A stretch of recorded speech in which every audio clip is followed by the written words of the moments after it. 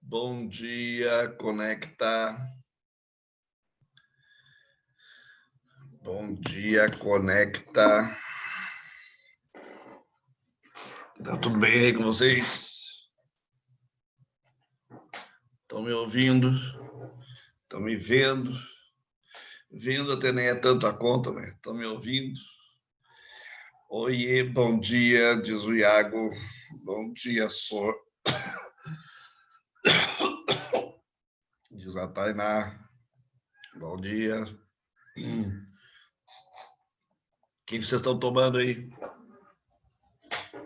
Quem é que saiu da cama? O dia tá bonito. Tem sol. Vocês poderiam se dignar, pelo menos, colocar um áudio aí nesse ânimo de vida aí. Nesse fôlego de vida.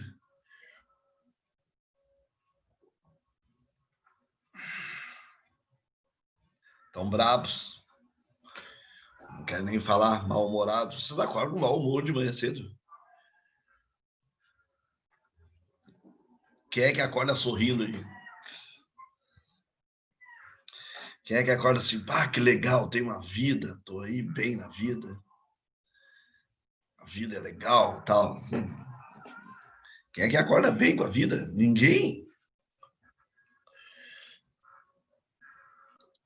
No frio é difícil, seu Iago. Seu Iago, no frio é difícil. Como difícil, Iago? Se tu fosse sair com uma mina, com um menino aí na rua, aí tu ia estar animadinho. É. Alguém já marcou um encontro, assim, para sair com alguém de manhã, assim?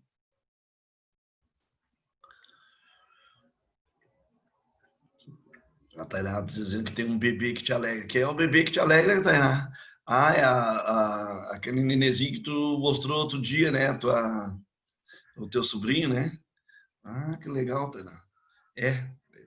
Ó, Tainá, de repente tu resolve fazer um pra ti, daí tu vai te animar, vai ter uma razão de existir mais forte. Mas eu fiz uma outra pergunta antes. Alguém de vocês já marcou um encontro de manhã?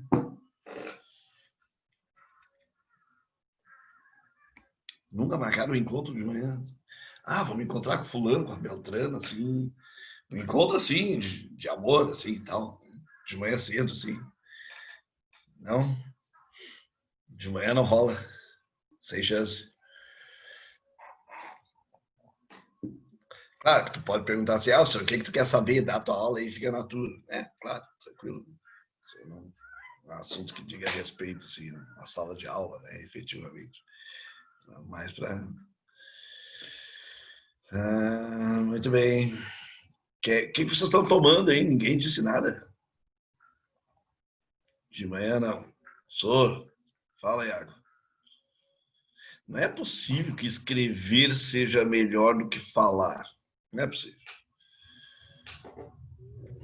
Sor, tá me ouvindo? Tô te ouvindo. Eu só queria a tua opinião sobre a possibilidade do Enem ser em maio de 2021. Cara, olha só. Eu espero que os nossos alunos, pelo menos, pensem na escolha que vão fazer. Afinal de contas, tu tem que pensar assim, ó. Normalmente, para vocês que já fizeram cursinho presencial normal, assim, um ano inteiro, vocês têm que pensar assim, ó. Tu começou o extensivo em março. Chega lá em setembro, tu não aguenta mais aula. E aí tu ainda tem até novembro. Antes a gente ia até janeiro. Chegava lá por novembro, tinha aluno que não ia mais na aula.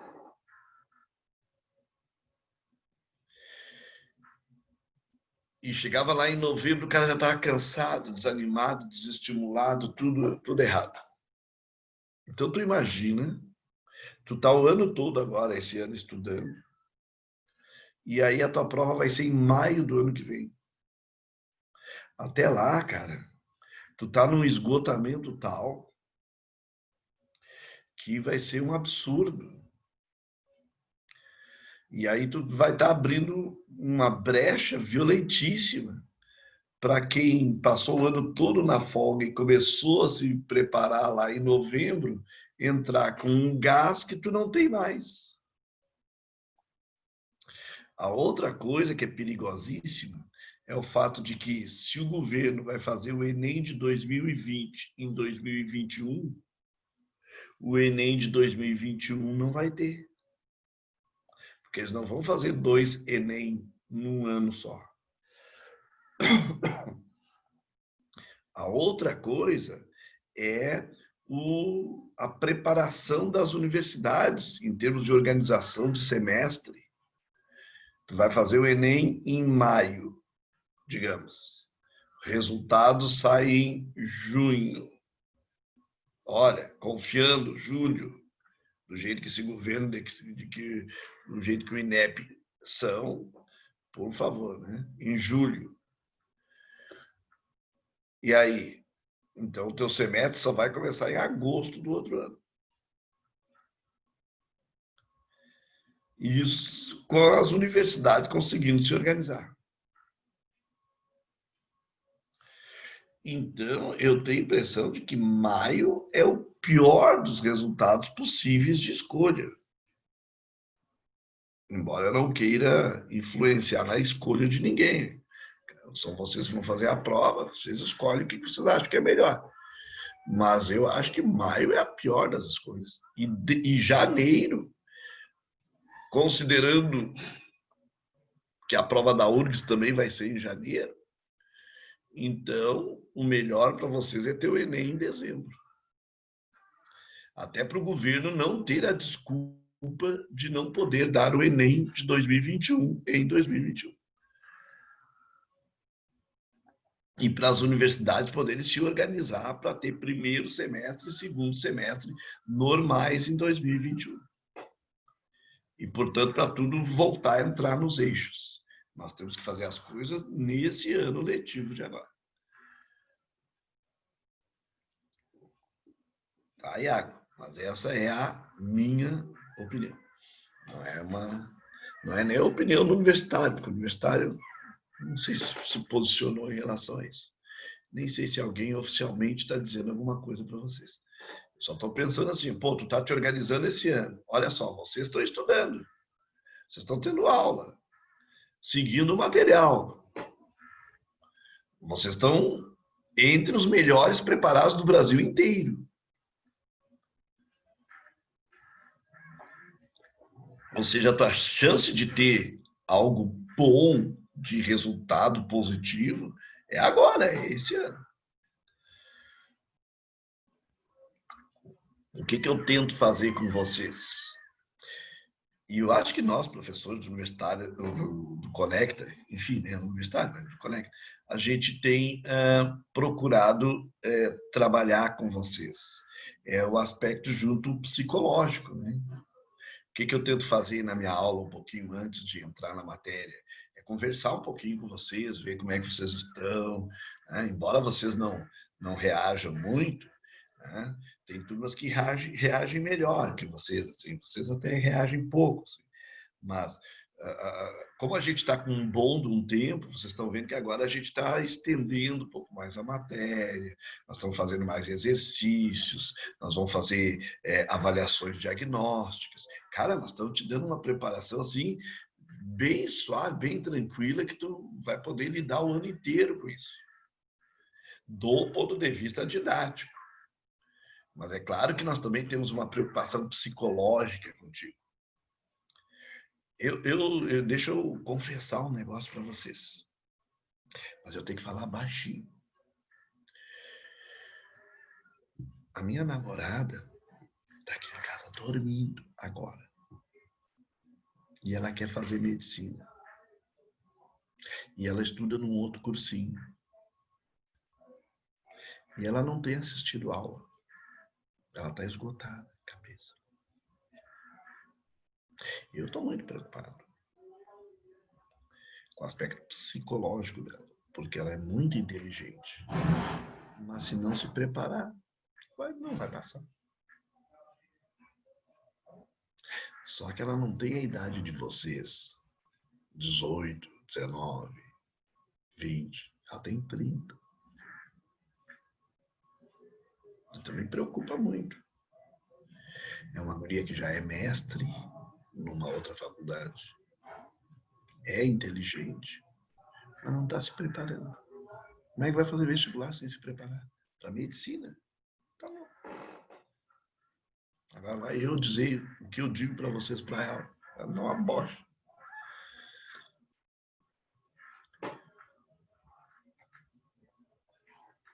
Vocês me ouviram?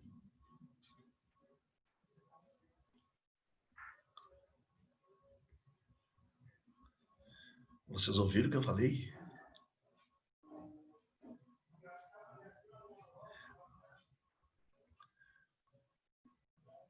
Acho que ouviram. Sim, pois é. Eu estou muito preocupado com isso, sabe? E ao mesmo tempo estou triste, porque os meus alunos me ouvem. Grande parte dos meus alunos me ouve. Agora ela não me ouve. Eu não posso nem falar. Sabe aquele velho ditado? Casa de ferreiro, espeto de pau. Veja que situação. Tá? Então, assim, o aspecto psicológico, ele é de fato muito importante. Cabeça. É por isso que a gente tem que também conversar um pouco. Não é só a matéria. Eu quero ver como é que... Por isso que eu queria te ver também. Não é para ficar xeretando a tua casa, ou se tu tá de roupão, de pijama ou não. Porque isso é, assim, cara, isso é a vida da gente que está no jogo. Não é uma coisa deletéria qualquer. É a vida da gente que está no jogo. Temos que tratar com isso daí. A Rita está dizendo que tem que reformular os horários para ajudar. Isso, tem que buscar o melhor caminho. Se está fazendo de um jeito que não está dando certo, para esse jeito e vai para outro. Ontem de noite, uma aluna lá de Cachoeirinha veio no WhatsApp falar comigo assim, professor, eu fiz tu me ajudou a fazer um cronograma de estudos, mas eu não consegui, porque eu falei com outro professor, e o outro professor me deu uns outros toques de umas outras coisas, e eu meio que me atrapalhei um pouco. E aí eu lembrei para ela o que eu já tinha dito e que eu digo sempre. Quando vocês forem procurar orientação com os professores, não procurem com mais de um professor. Porque cada um de nós, professores, tem um jeito de te orientar. E se tu vai buscar orientação do professor X e o outro professor Y dá uma outra orientação, isso mais te atrapalha, mais te confunde do que te ajuda. Então procura um só e confia naquele que tu está procurando. Né? Ou então, se aquele que tu estava achando que estava confiando não está dando, larga dele e vai para outro. Mas não fica com 2, 3 professores te auxiliando. Do ponto de vista didático, do ponto de vista pedagógico. Agora, claro, do ponto de vista psicológico, conversar, bater uma ideia, trocar um papo, assim, aí dá, tranquilo. Né? Quanto mais gente conversar, melhor. Mas orientação didático-pedagógica, de organização, de estudos, como é que faz, como é que deixa de fazer, procura um professor só. E se tu tiver um método e ele não está funcionando, muda. Se tu tem um cronograma e tu não está cumprindo, muda e adapta ao que tu vai cumprir. Porque não é a quantidade de horas de estudos. É a qualidade. Todos vocês que já foram meus alunos sabem que eu estou chovendo no molhado, né? Estou repetindo. Mas é a qualidade do tempo do teu estudo. Se tu tiver 2 horas por dia, mas com qualidade, vale muito mais do que tu ter 4, 5, 6 horas por dia sem qualidade. Tenham certeza disso. Tá? Tenham certeza disso. Fiquem seguros com isso. Tu tá falando com um cara que tem 30 anos nesse jogo. Tá? Então, não adianta o cara entrar... Medicina, pessoal, é muito mais... Para vocês que estão no estágio que vocês já estão, Medicina é muito mais uma questão de cabeça, colocar a cabeça organizada no jogo, do que de conhecimento propriamente dito. Conhecimento todos vocês têm. E aquilo que vocês não têm, vocês já sabem onde buscar. O que é mais importante. Vocês já sabem o caminho das pedras, como se diz, né? Então, o que nós temos que tratar muito, claro, nós temos que continuar fazendo os exercícios, porque o que é o exercício? O exercício é a repetição, repetição, repetição. E essa repetição vai te dando a segurança, pô, tô fazendo as coisas sempre as mesmas coisas. Quando chegar lá na prova do Enem, tu vai fazer a mesma coisa. Quando chegar na prova da UF, tu vai fazer a mesma coisa. Então, por isso, tem que fazer exercício. Tem que fazer os simulados. Tem que ficar sempre em cima de testando o conhecimento. Como a gente tem um pouquinho mais de tempo, dá para fazer isso aí de uma forma mais folgada, o que é melhor. Vocês teriam que entender isso aí como melhor, não como pior.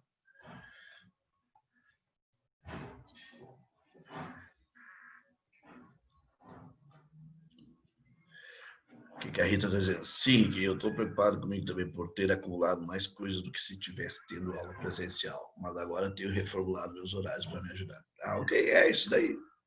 Reformula os horários aí vai buscando, vai buscando. Tem tempo ainda, tem bastante tempo, Tainá. Rita, tem bastante tempo, dá para recuperar isso aí ainda. Vocês viram que agora nós, professores do Conecta, também meio que deu uma tirada do pé do acelerador, assim, né? A gente começou a dar uma aliviada. Na semana passada a gente já fez exercícios. Hoje nós vamos trabalhar um pouco mais, vamos continuar aqueles exercícios. Né? Por aí. Foi? Mas eu queria ver vocês. Ninguém aparece. Acho absurdo uma coisa dessa. Acho absurdo a gente ter isso aqui e a gente não poder usar isso daqui.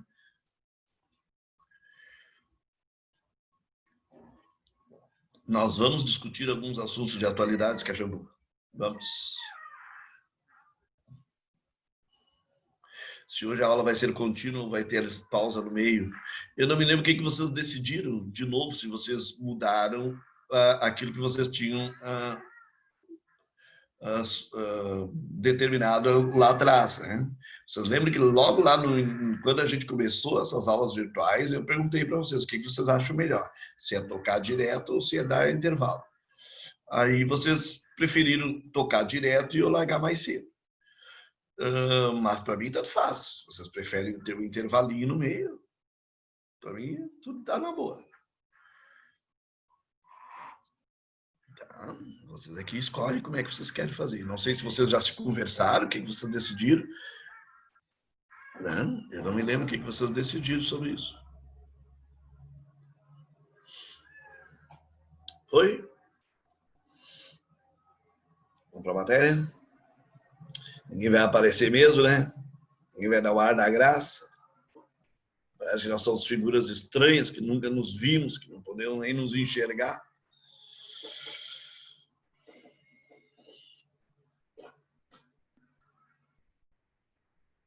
Às vezes eu fico pensando se na época eu sou muito velho. O que eu vou estar aparecendo para esse velho aí?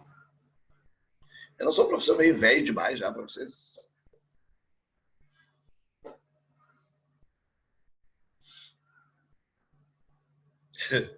Não? Obrigado, cachorro. Valeu o apoio moral aí. O Iago tá dizendo que não. Às vezes eu fico pensando, esse velho aí, vou ficar aparecendo. Né?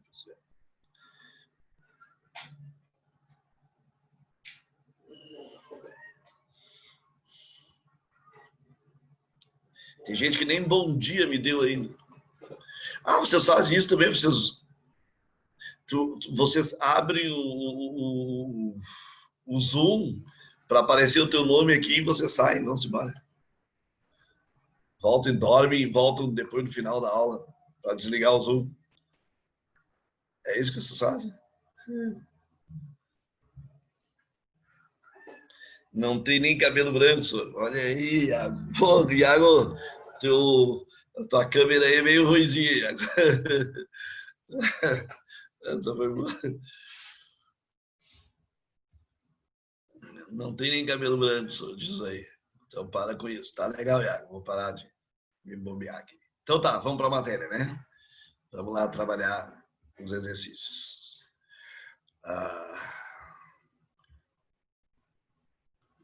Na semana passada, eu preparei um grupo de questões, a gente começou a fazê-las e eu preparei 30 questões e a gente chegou na 7ª questão. Então, eu achei que foi um trabalho bem legal esse, porque a gente foi estamos esmiuçando o conteúdo, embora tenha uma parte do conteúdo que a gente nem viu ainda, o que é melhor, porque já bate em cima do teu conhecimento. Então, esse é o aspecto também bem legal que a gente pode desenvolver. Olha essa questão. Então, a gente foi na 7, vamos para a 8. Essa aí é a 8ª questão. Olha aí, ESPM 2018. Lê e faz aí.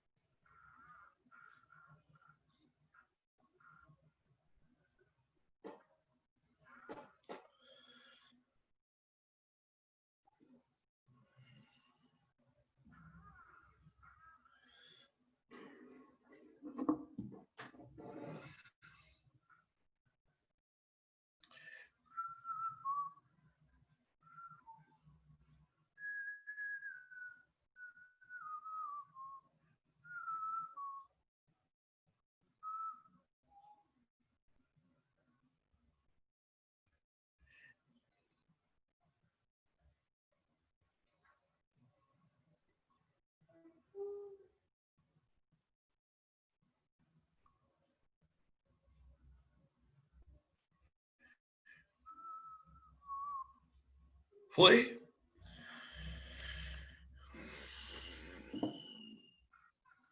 Então tá, ó, o que está dizendo aqui? Sertão nordestino, Pampa Gaúcho, Pantanal, Sul Mineiro, Triângulo Mineiro, tem em comum, essa aqui é meio barbada, né? Tem em comum serem áreas de regiões criatórias de gado bovino, né? Então, Pampa Gaúcho é nós, as vaquinhas. Sertão do Nordeste, uma vaquinha meio complicadinha, né? Uma vaquinha de baixo peso, magra, uma vaquinha semi-sequelada, mas vaquinha. Gado pantaneiro, sul de Minas e o Triângulo Mineiro, né? Todo mundo conhece ali, né? Produção de pecuária leiteira, né? Queijo de Minas, aquela coisa toda ali, né? Então, letra B, tradicionais regiões criatórias de gado bovino. Tá? Onde é que se produz extração do látex? Onde é que é a extração do látex? Borracha. Então, lá no norte do Brasil. Né? Região de interesse de exploração mineral metálica. Minerais metálicos. Onde? Em zonas de escudos. Né? Então, nós vamos ter escudos cristalinos antigos. Né? Então, nós temos 3 áreas de extração metálica fortíssimas do Brasil. Né? Carajás, quadrilátero ferrífero, maciço do Urucum. Tranquilo? Regiões de intensa exploração carbonífera. Onde é que se explora carvão no Brasil? Santa Catarina, no litoral, Rio Grande do Sul. Né? Então, Santa Catarina, o Vale do Rio Tubarão, litoral sul de Santa Catarina, e o Vale do Rio Jacuí, né? Na zona de depressão do Rio Grande do Sul. Notadamente regiões marcadas pela produção tritícola. O que é tritícola? Trigo. Onde é que é trigo? norte, noroeste do Rio Grande do Sul, oeste de Santa Catarina. Tá? Então, questão 8, aparentemente mais tranquilinha.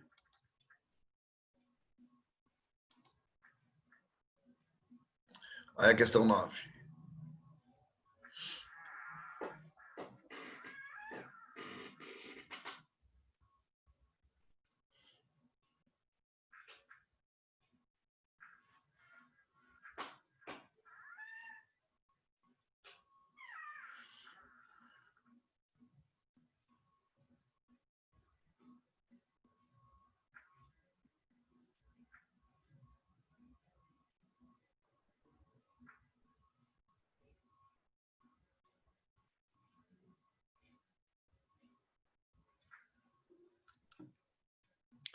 Esse cara está dizendo assim, ó, trabalhei 26 anos cortando 18 toneladas por dia. Cara, 18 toneladas de cana. Porra, meu, esse cara era fortão, hein?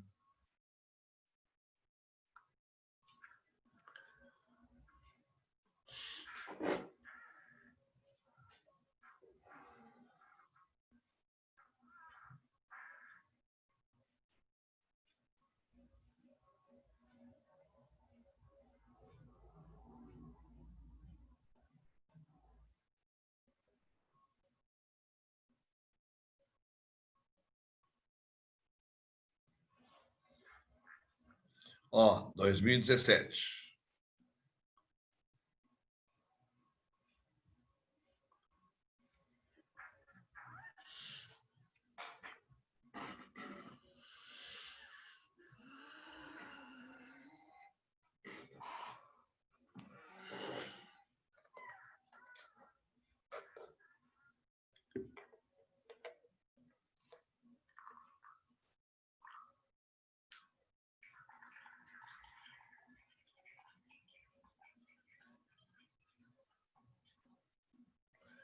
Aí eu li.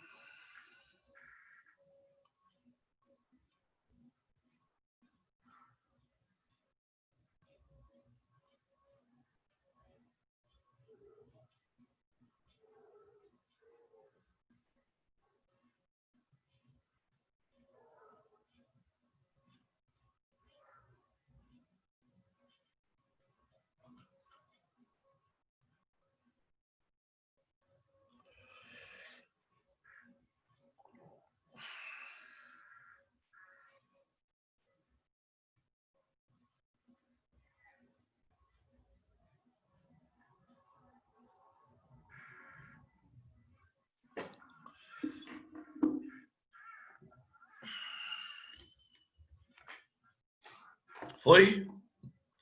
De acordo com os fatos apresentados no texto, é correto afirmar que a modernização tecnológica da agricultura brasileira apresentou resultados socioambientais de diminuição de impactos negativos, como a degradação dos solos e dos recursos hídricos, além da minimização dos problemas causados à saúde humana pelos agrotóxicos. Diminuição de impactos? Não, né, pessoal? Nós estamos aí entre os países mais delicados aí com o impacto ambiental daquilo que nós produzimos no mundo. Né? Letra A, sem chance. Aumentou a mecanização do campo brasileiro, resultando na gradual eliminação dos boias-frias do cenário rural. É o que a gente acabou de ler. Sobretudo nas áreas agrícolas paulistas. Cana-de-açúcar, né? Então, São Paulo. procede, gerando um reordenamento no processo migratório socioespacial. Verdade. Tá? Então, essa B aqui tem tudo para ser certa.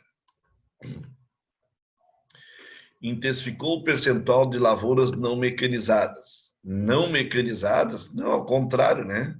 De lavouras mecanizadas. Diminuiu as desigualdades regionais do país. Diminuiu as desigualdades? Não, né?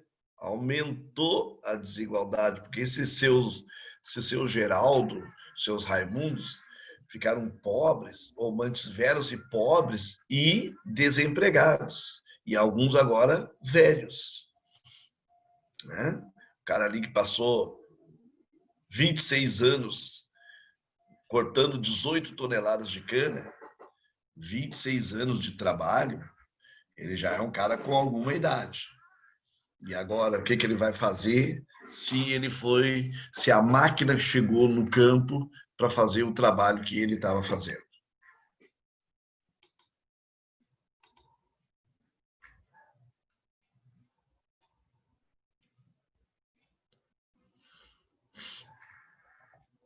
Em que período o eixo econômico da cana passou do Nordeste para o Sudeste?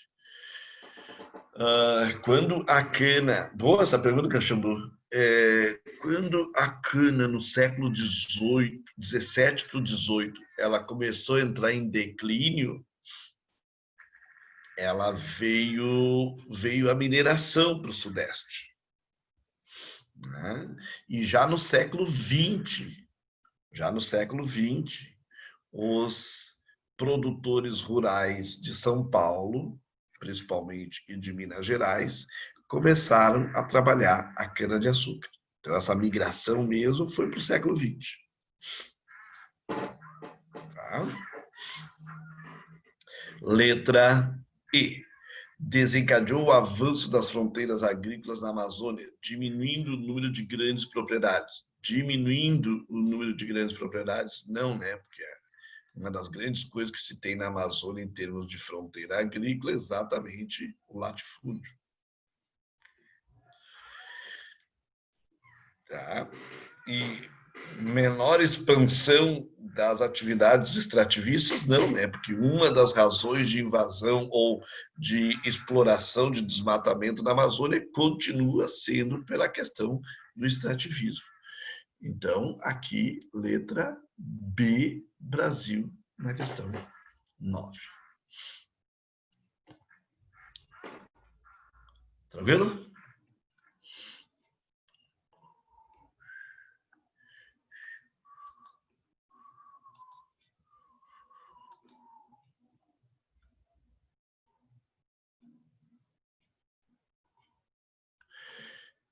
A palavra gradual na B apresentou resultados aumentou o mecanismo resultando na gradual eliminação dos boias frias. Por que ela é gradual? Porque os usineiros lá no campo, né, eles não tomaram isso automaticamente, né? Esse processo de mecanização, lavoura por lavoura, veio ocorrendo à medida que os caras do campo foram entendendo as necessidades dessas mudanças. Né? Então, ela não foi uma coisa assim de sopetão, como tu escreveu ali, não foi uma coisa automática. A partir do dia tal, todo mundo vai demitir os seus boias frias e vai ter que ter máquinas.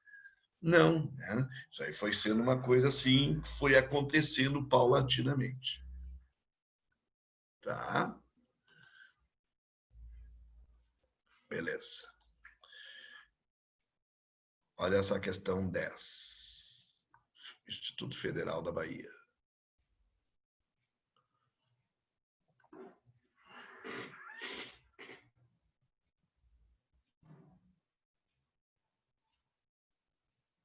Qual modelo é mais necessário para o Brasil?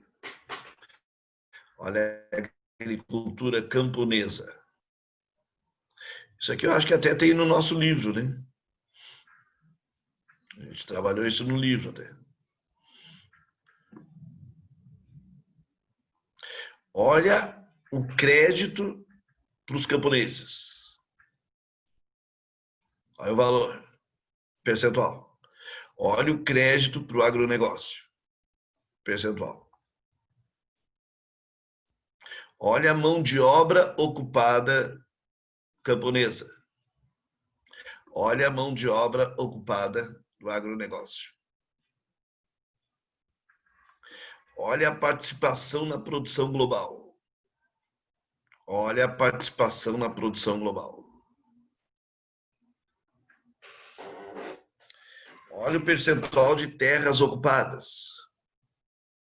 Olha o percentual de terras ocupadas. Olha a produção de comida.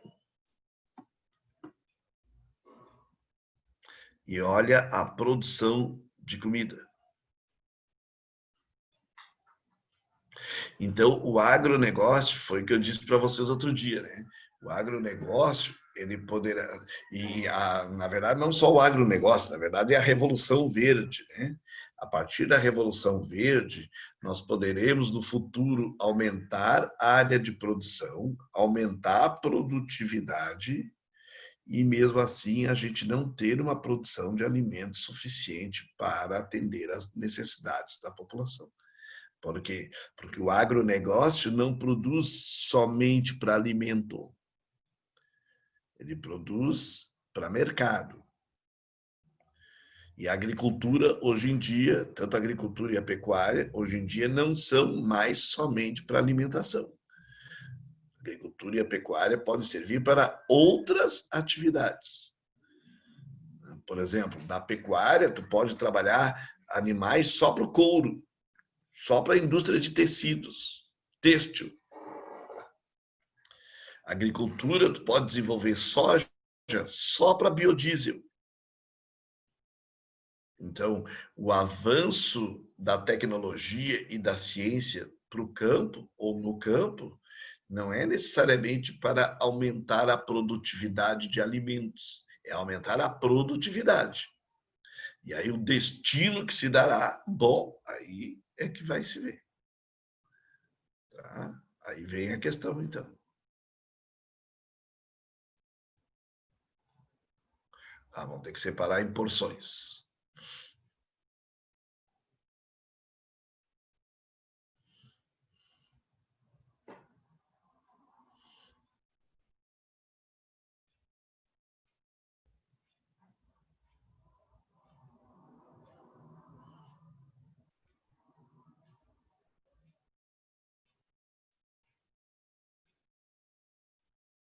Deu para ler?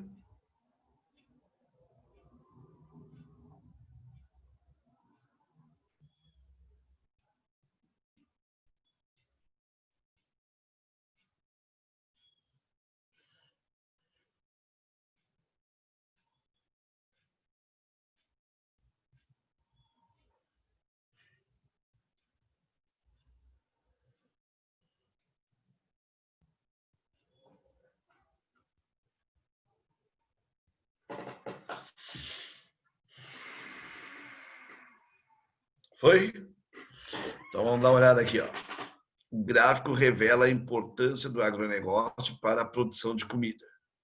Olha o agronegócio e olha a produção de comida. 30%. Pouco, né? Perto de 1/3 daquilo que se produz é para alimento. Pouco. O crédito aplicado na agricultura camponesa é diretamente proporcional à sua produção global. Olha a quantidade de crédito e olha a produção global. Não, né? Diretamente proporcional, não. A sua produção global e a mão de obra ocupada. Olha a mão de obra ocupada. Olha a quantidade de crédito e olha a mão de obra ocupada. Isso aqui é proporcional? Também não, né? Então, a B está fora. Fora a A, fora a B. O agronegócio é responsável pela maioria da mão de obra empregada no campo. Olha a mão de obra ocupada no campo do agronegócio. É a maioria? Não, né? A agricultura camponesa representa a minoria das terras agricultáveis do Brasil, porém é a grande responsável pela produção de alimentos. Terras agricultáveis, 24%, minoria. Mão de obra, 74%, maioria. Então, letra D deve estar certa. Pela produção de alimentos, quer dizer. Produção de comida, 70%. Bom, enfim, né? Está lá em cima igual. Então, a letra D faz muito sentido. Letra E. No agronegócio, a relação crédito versus produção de comida é bastante equilibrada. Então, vamos ver. Agronegócio. Olha a quantidade de crédito, 86%. Olha a quantidade de comida, 30%. Isso aqui é equilibrado? Não, né? Com esse crédito todo, os caras tinham que oferecer muito mais comida. Então, letra E está fora. Então, letra D, Dinamarca, na questão 10. Foi? Essa outra aqui, eu acho que alguns de vocês conhecem, né? Essa aqui é uma questão de URGS, provavelmente. E como é uma questão de URGS recente, possivelmente vocês já viram essa questão aí no cenário. Enxadas paradas, inchadas paradas.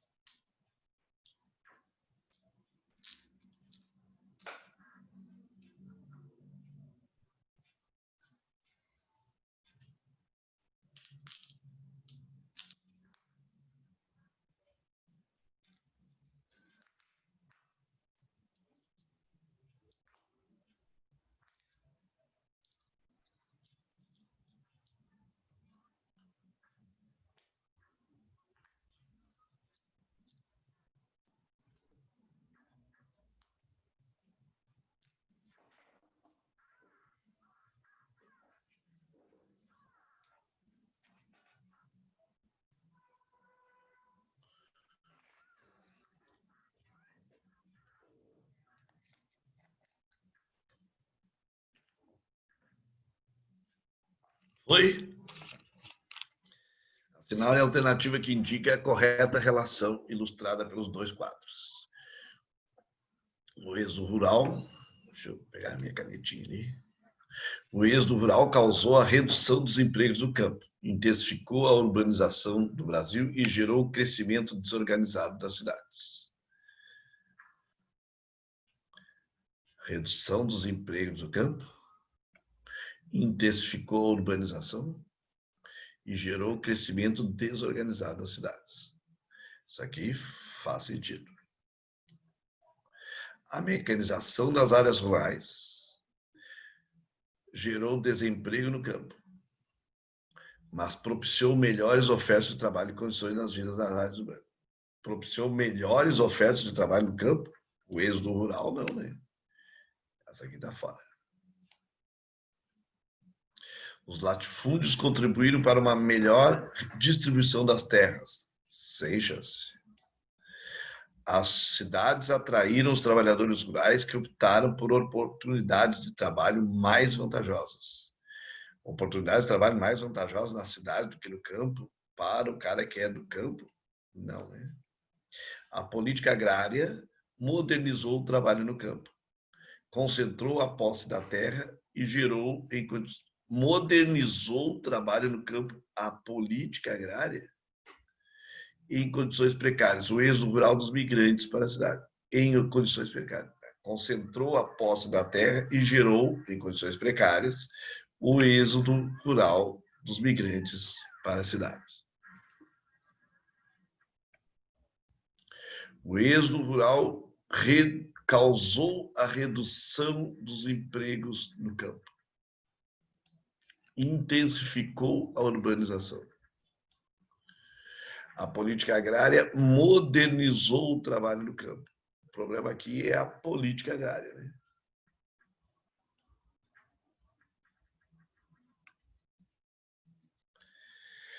Então, se a gente for considerar que foi uma política agrária, né? E o único probleminha aqui, nessa aqui, é que o êxodo rural não foi o êxodo rural que causou a redução dos empregos no campo. O êxodo rural foi consequência, né? Tá? Exatamente, né? Exatamente. O êxodo rural não foi o que causou, ele foi a consequência. Então, ele não é a causa. Tá?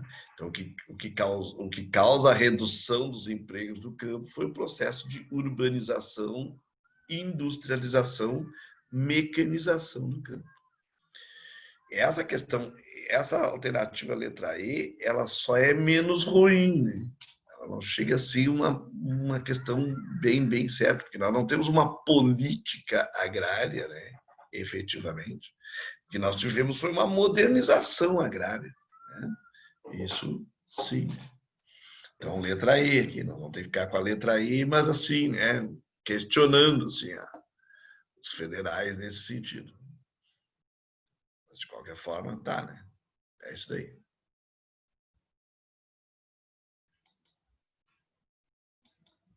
Foi 12.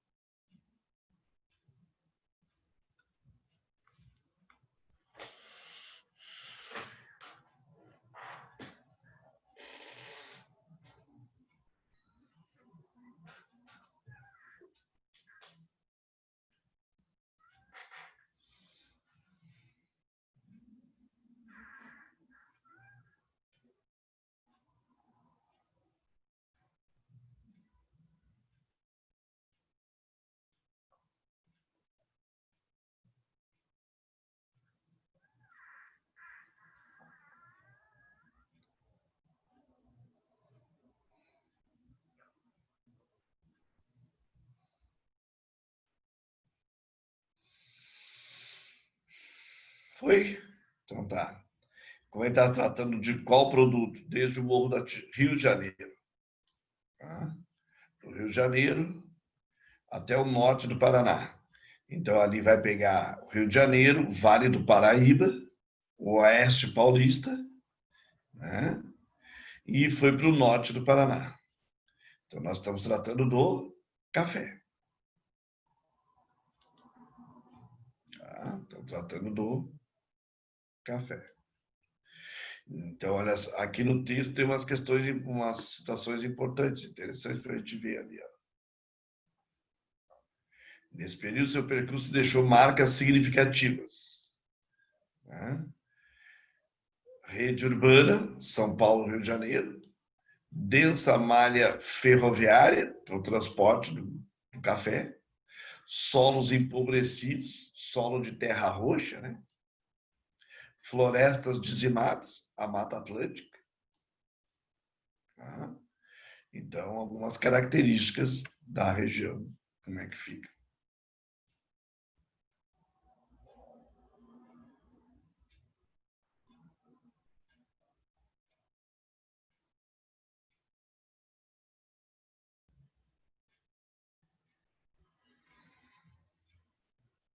O Caxambu está falando de qual questão, da questão anterior, Caxambu, a questão 11. Eu achei a E boa também. Só não marcaria porque não aborda sobre as cidades. E a A, por essa questão de êxodo causar a redução. Pois é, Caxambu, exatamente, né? O êxodo causar a redução, né? Esse é o problema mais na questão anterior, né? Tá? Então, olha só, como ele está falando aqui na 12, né? Voltando para a 12, do Rio de Janeiro e o norte do Paraná, né? Até o norte do Paraná, essa aqui é uma questão usual de reconhecimento do café, né? Ó, borracha, a gente já viu, é lá no norte, na Amazônia. Cana-de-açúcar é no litoral do Nordeste e em São Paulo.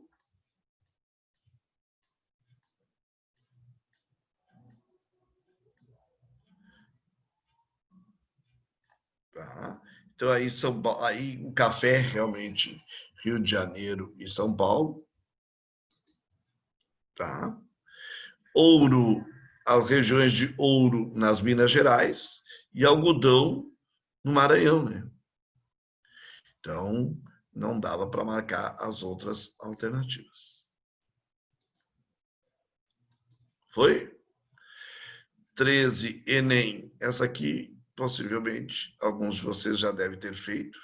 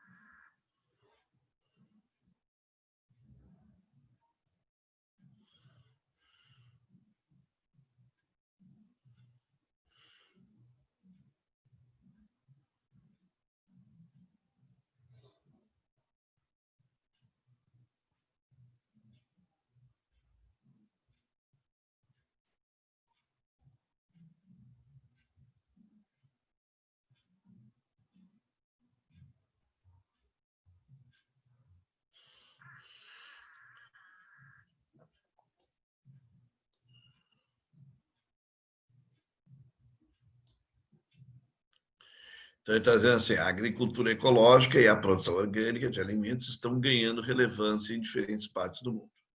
Agricultura ecológica, produção orgânica.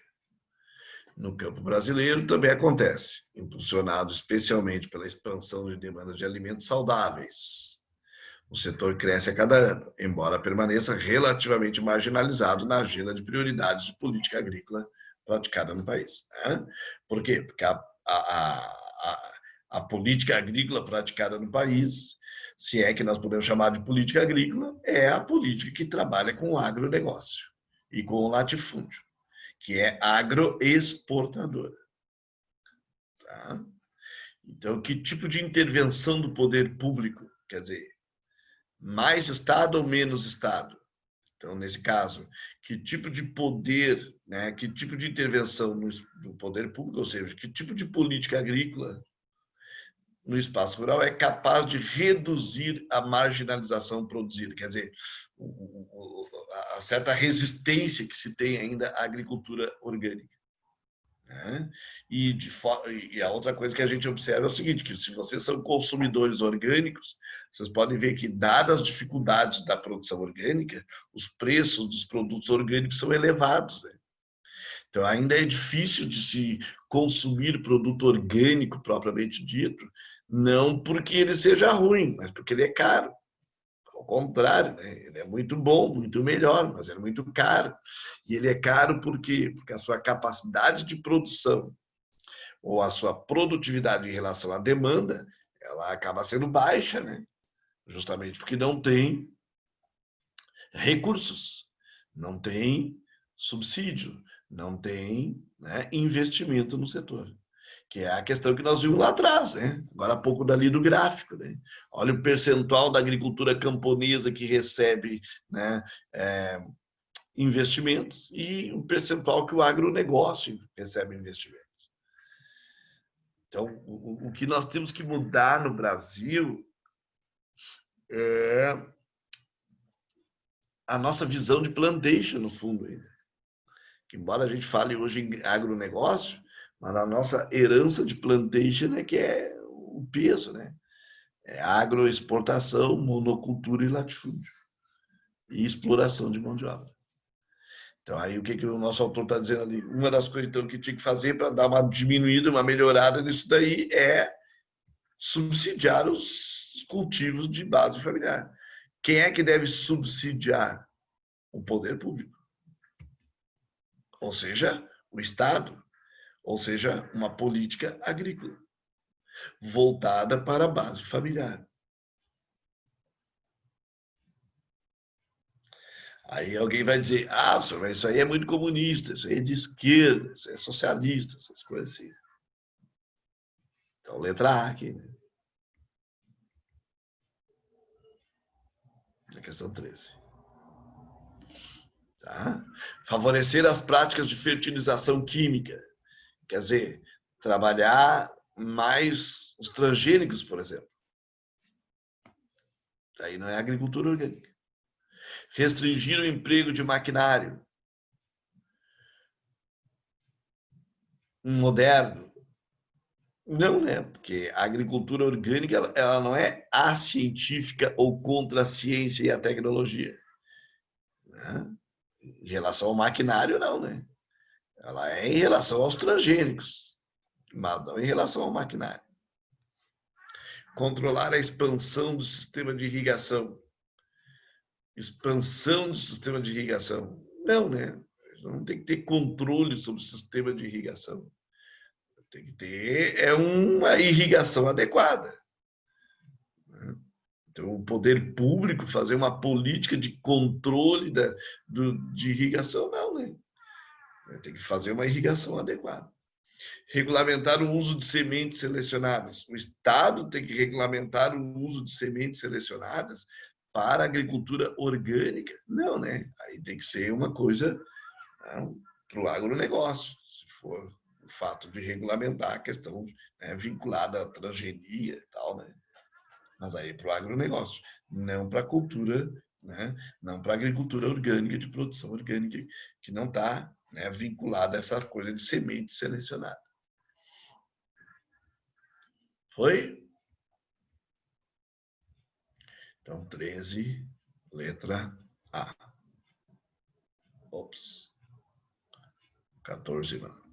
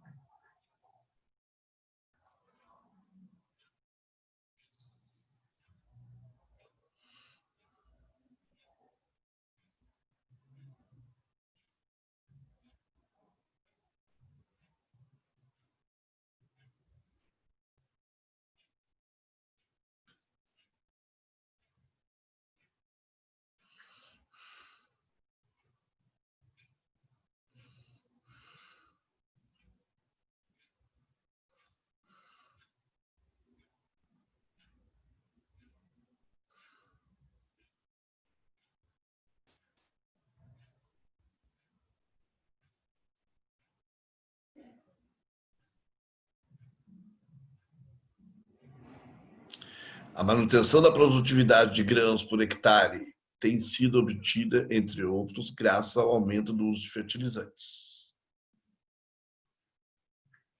Contudo, a incapacidade de regeneração do solo no longo prazo, mostra que mesmo o aumento de uso de fertilizantes, não é possível alcançar a mesma produtividade por hectare. Ou seja, no futuro, né, onde se usa muito de fertilizantes e muito de aditivos químicos, né, o solo vai se desgastando, né, a longo prazo, numa situação mais delicada vai ficando. Então, no contexto descrito, uma estratégia que tem sido utilizada para a manutenção dos níveis de produtividade. Por enquanto, para a gente conseguir manter o nível de produtividade, tá? O que está se fazendo? Elevação do valor final do produto. Quer dizer, tornando os preços mais elevados ainda. Não é uma boa, né? Tá? Então, letra A não dá. Adoção de políticas de subvenção. Quer dizer, o Estado está bancando o sistema. Ainda não, né? Nós não temos política agrícola nesses termos. Ampliação do modelo monocultor. Essa é a pior de todas, né? Se ampliar a monocultura, vai resolver o problema da estratégia de produtividade? Não. Investimento no uso de biotecnologia. Essa aqui já faz sentido. Crescimento da mão de obra. Não, a gente está vendo que a mão de obra no campo cada vez diminui mais, dado o maquinário e o aumento da tecnologia no campo. Então, letra D, Dinamarca. Tá?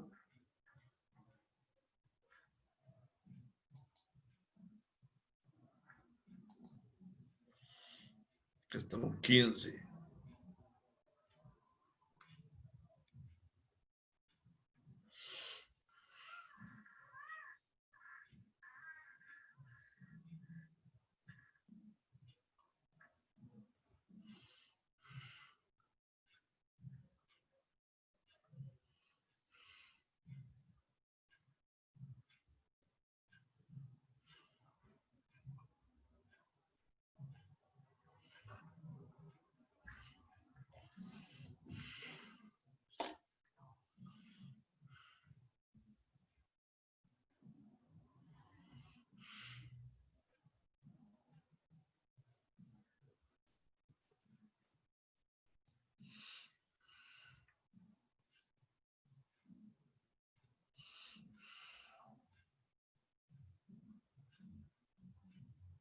Assinar a alternativa correta sobre a presença de agrotóxicos de sementes transgênicas na agricultura brasileira. Letra A. O uso de agrotóxicos e sementes transgênicas associa-se à busca de maior produtividade, sobretudo em áreas de fronteira agrícola. Onde é que nós chamamos de área de fronteira? Isso aqui faz sentido. Isso aqui faz sentido. Onde é que nós temos área de fronteira agrícola no Brasil? Centro-Oeste, Cerrado, e Norte, Amazônia. Está se usando mais agrotóxicos lá? E transgenia agronegócio? Sim. Buscando maior produtividade? Sim. Então, faz sentido.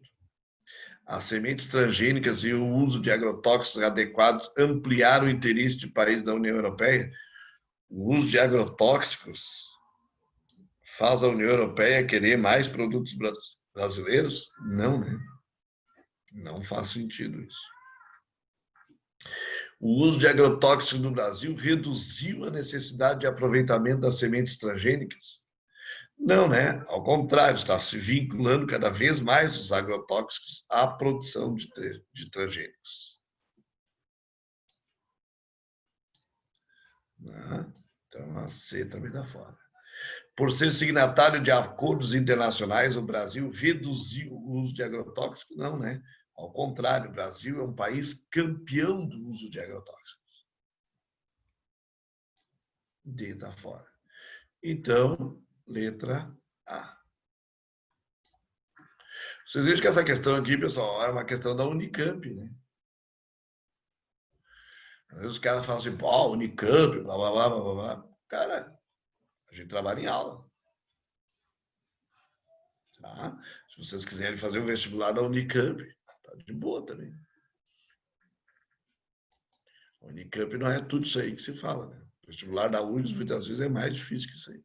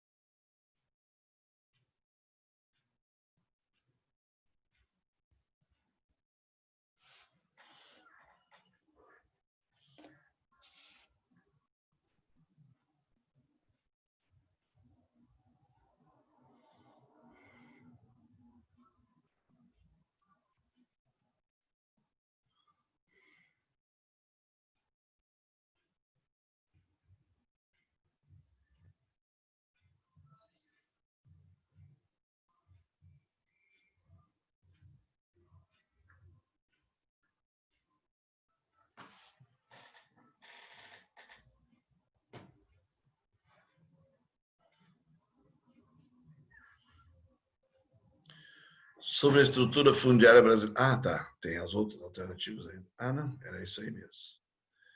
Então tá. Sobre a estrutura fundiária brasileira, assinale que é correto. Né? As pequenas propriedades rurais são em maior número. Faz sentido.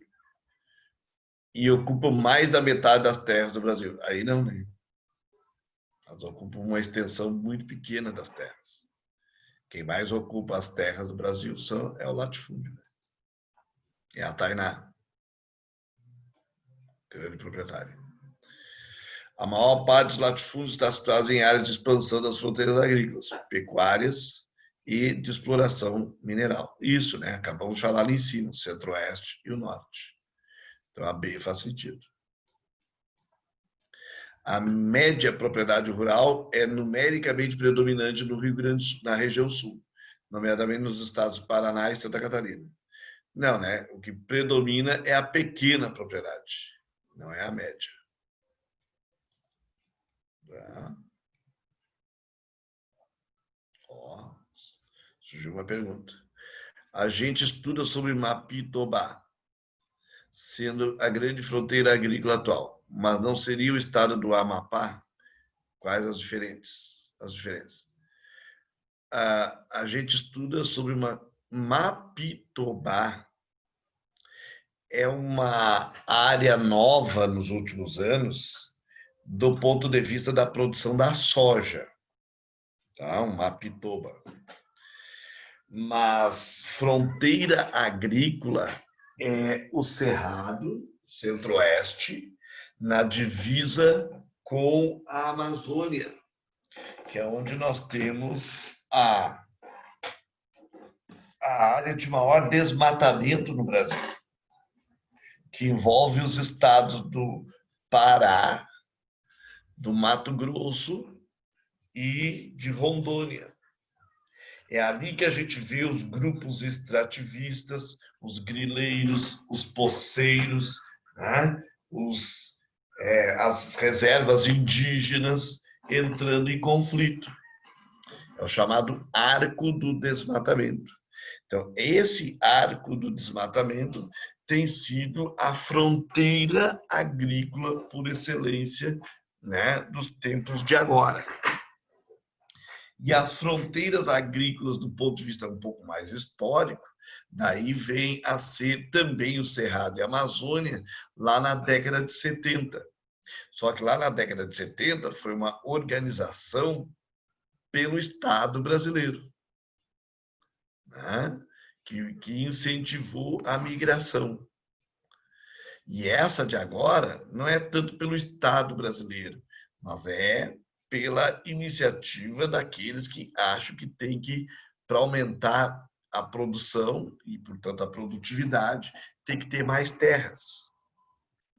Então, é aí que vem vindo essa ganância pela derrubada de terras, derrubada de árvores. Tá?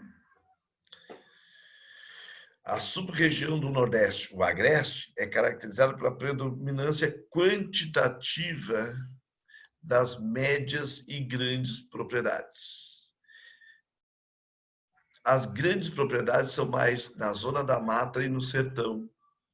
Tá? No agreste é de médias e pequenas propriedades.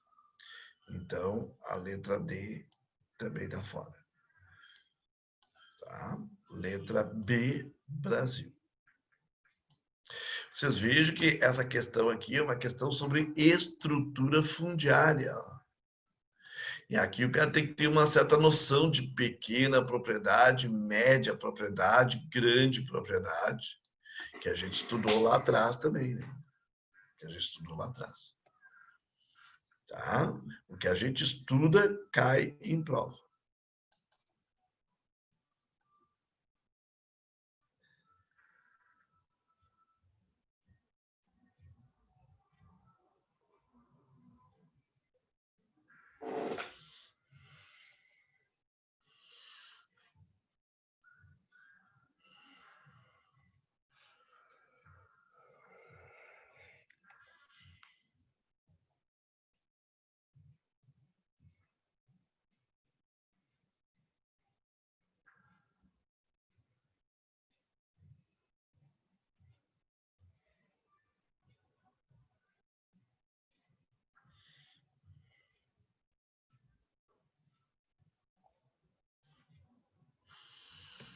Olhem os estados brasileiros, ó.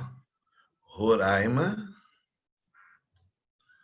Maranhão, Pará, onde mais se registram mortes, assassinatos no campo.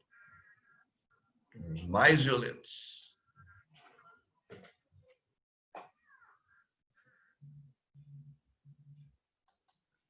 Norte e Nordeste.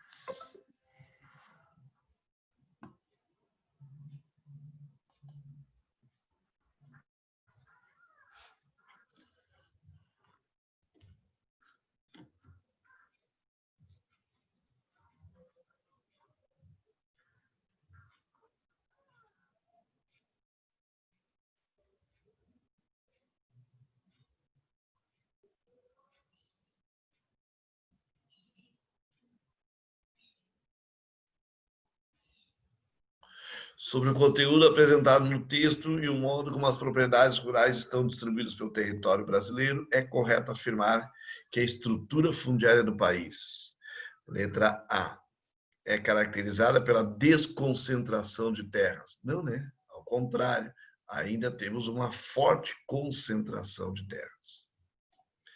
Apresenta a menor concentração de terras da região da América Latina. A menor? Não, né?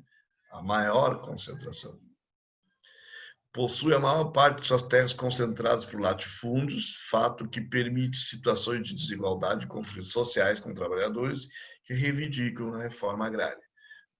Bom, tudo a ver com isso. Viabiliza a real necessidade de ocupação dos trabalhadores do campo, sobretudo nas regiões norte e centro-oeste, para fins de produção agropecuária, impedindo, dessa forma, a concentração. Para fins de produção de agropecuária, no sentido de agronegócio, não, né? Então, e registra por meio do censo agropecuário do país que, entre o período do governo militar e o início do século XXI, houve uma grande diminuição da concentração fundiária. Diminuição não, ao contrário, né? A gente está vendo cada vez mais concentração fundiária, né? Principalmente no governo de agora. Vocês viram que o governo, esses dias, tinha liberado a compra de fuzis militares para os proprietários rurais, né? Para os caras defenderem a sua terra contra o MST e contra a invasão de terras, essas coisas. Quer dizer, o governo de agora não está, né, querendo diminuir a concentração de terras. Ao contrário, o governo agora está, inclusive, até apoiando certo conflito no campo, que é uma coisa realmente bem perigosa. Tá?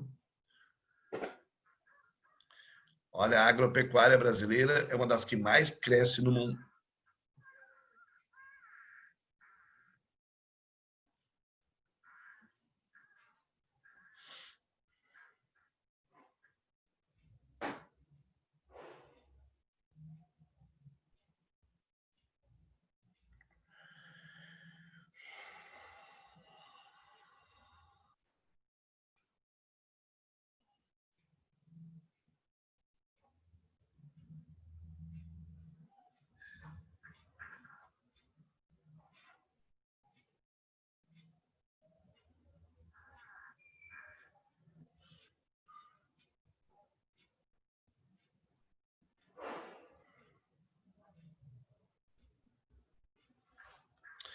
Uma coisa que é interessante aqui, pessoal, ó, é que o estudo é feito pelo Departamento de Agricultura dos Estados Unidos, né?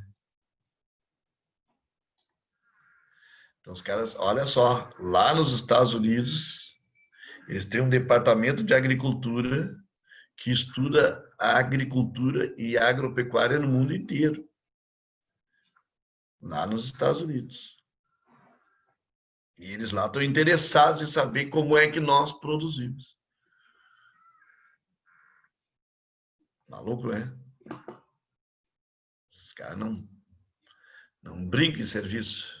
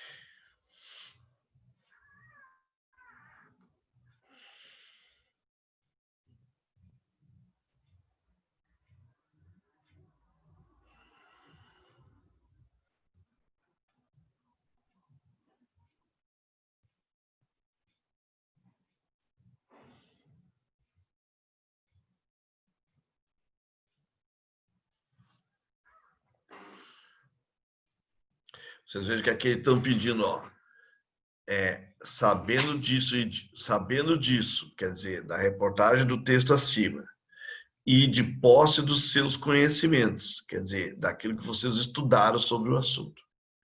Aí, então, nós temos as seguintes afirmações, tá?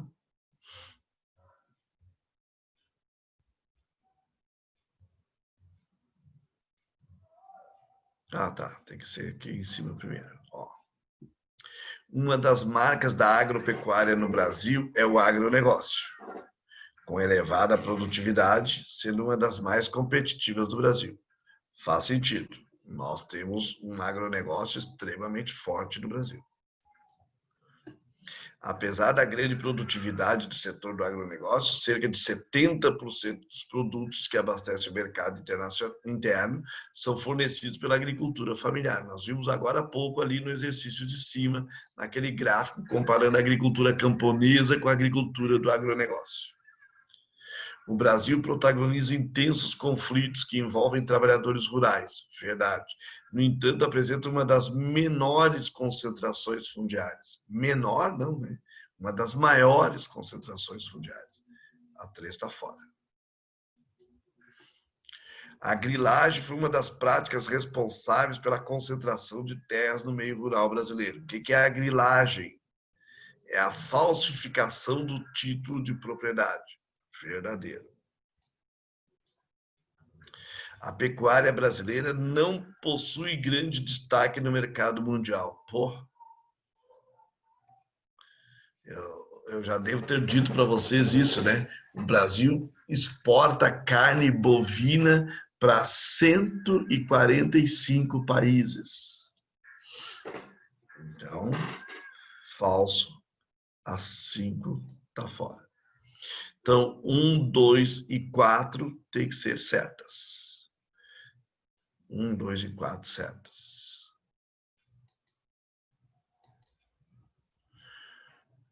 Vamos ver se tem alternativa para isso. Tem que ter.